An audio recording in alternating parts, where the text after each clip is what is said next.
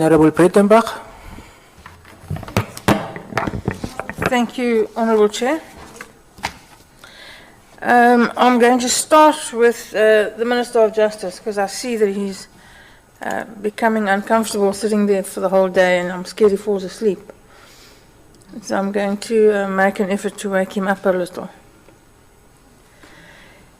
So, Minister, you're the Minister of Justice and Correctional Services. It's a big job, very big portfolio. It doesn't matter that you have two deputies, each one helping on a different thing. You're responsible overarchingly for justice and correctional services in this country. Do you agree? Yeah. And it's your job, Minister, to ensure the safety of South African citizens. It's your job as the Minister of Justice and Correctional Services, in conjunction with the rest of the criminal justice cluster, to ensure the safety of South African citizens. Make sure that they're safe in their homes every night. Is that correct? Yeah. And then I presume that you'll agree with me that in this particular instance you have failed. Yes, that's why we apologize to the nation. Good.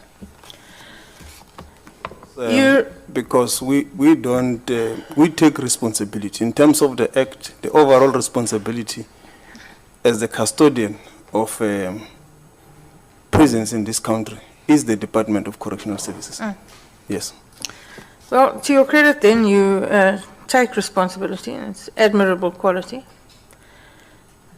But you're a lawyer yourself. You've been a practicing attorney. You understand about culpability, and you understand about culpability of the state.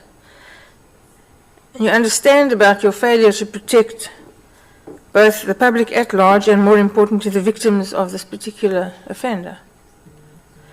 And when you knew, let's say at the best for you, when you knew in October of 2022 that Bester had escaped, or that it was very likely that he'd escaped, that the victims of Bester were informed, adequately supported, adequately protected, what steps did you take? Yeah, Honorable Breytenbach, as I've said, after the telephone call with the inspecting judge, I immediately called the National Commissioner to...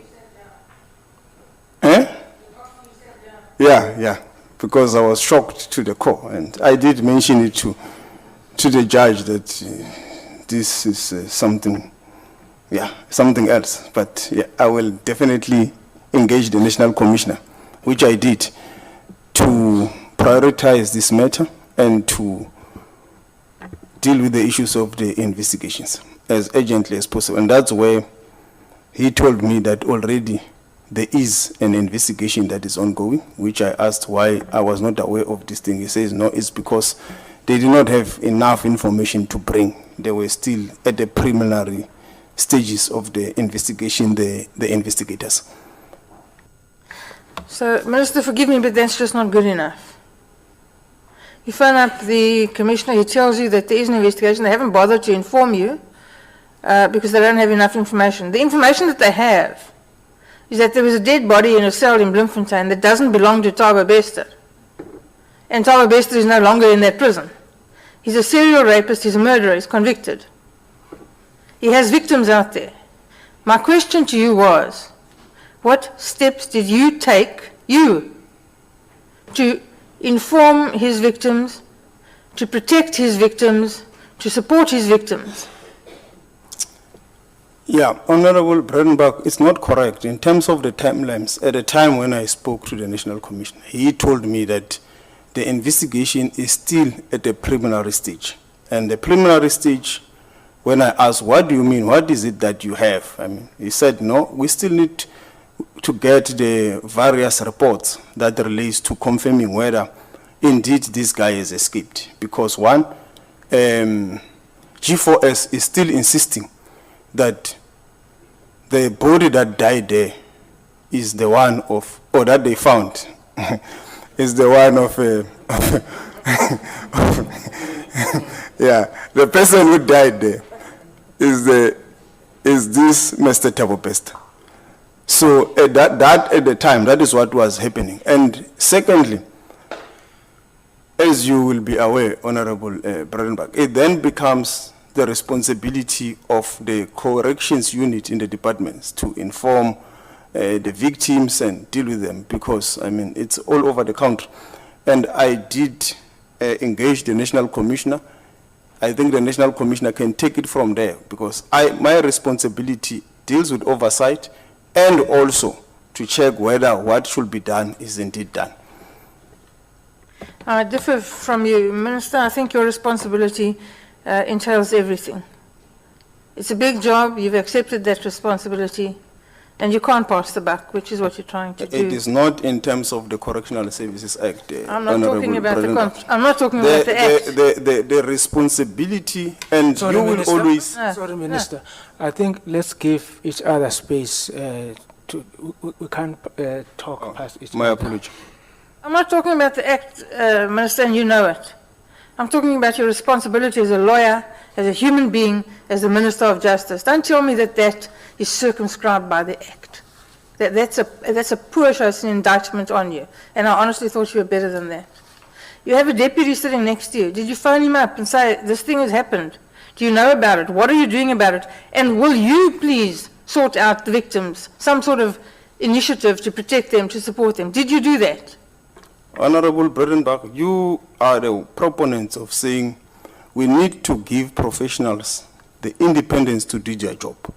While we follow up, while we look at them, while they give us reports, but you cannot also be the one who also becomes the National Commissioner, the accounting authority, and the accounting officer.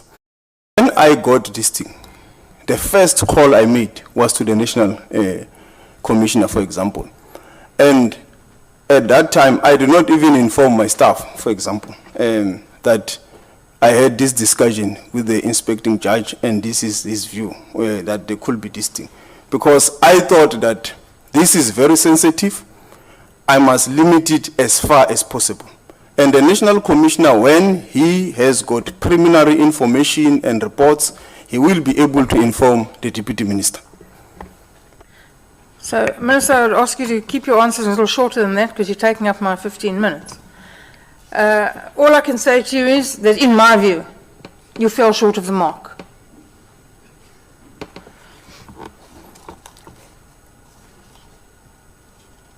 My other questions are to DCS.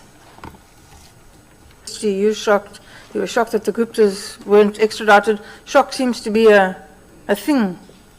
Maybe consult someone about that. I suspect you are also shocked, Honorable Breytenbach. You know, unfortunately, unfortunately, shocked I'm not. Everyone. No, unfortunately, I'm not. Members, please. My next question is to DCS.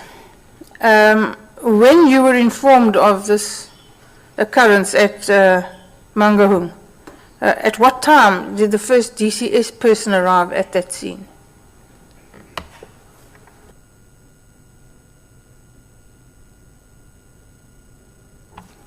Thank you, Honorable Chairperson. I'm going to ask one of the investigators to answer that question.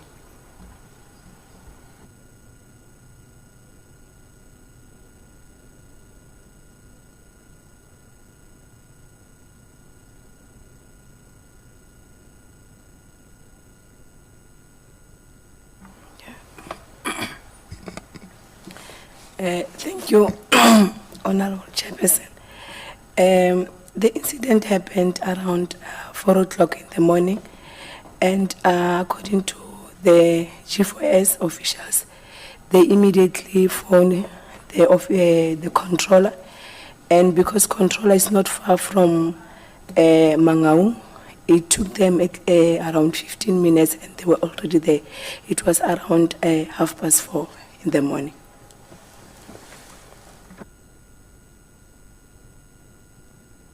First DCS person arrived there at 4:30 in the morning. Who was that person? It was the controller and the deputy controller. And they're not here today. Yes, they are not here, Honorable Member. Okay. Did they give you a report of what they found there? What was the state of the cell? They did give the statements to the investigators. What was the state of the cell? The investigator will proceed to give the details.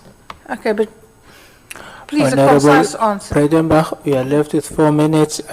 I will credit you with 1 minute, then I left with 5 minutes. Thank you.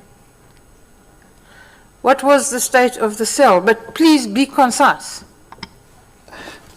Thank you, Honorable Chair.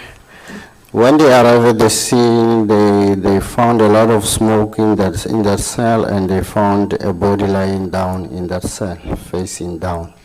That's what they told us, Honorable. Did they take photographs? No, they did not. Did anyone take photographs? Only SAPS Forensic did take the photographs When did they take those photographs? on the day of the incident. When on the day of the incident? Early morning, late afternoon, middle of the night? Around past 6 o'clock when they arrived at the scene. In the morning? In the morning of the incident. And those photographs should be available. That's correct. Have you seen them? We have seen them last week, Honorable. What was the state of the cell? Was it damaged? Was there extensive fire damage in the cell? At the time, if I recall well, the cell was like repaired, cleaned. Thank you.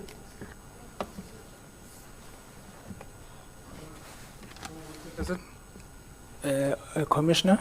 I just wanted to assist. I think the investigator is answering a question about the state of the cell that he was exposed to last week. He's not answering the question on what was the state of the cell when the body was still there in the morning of the in the morning of the incident, which is the 3rd of May 2022. And he's indicating that he only got access to the photos last week, and that is as a result of the takeover we did. This is the information that we could not get access to when they were doing the investigation. Thank you, Honorable Chairperson. Thank you very much.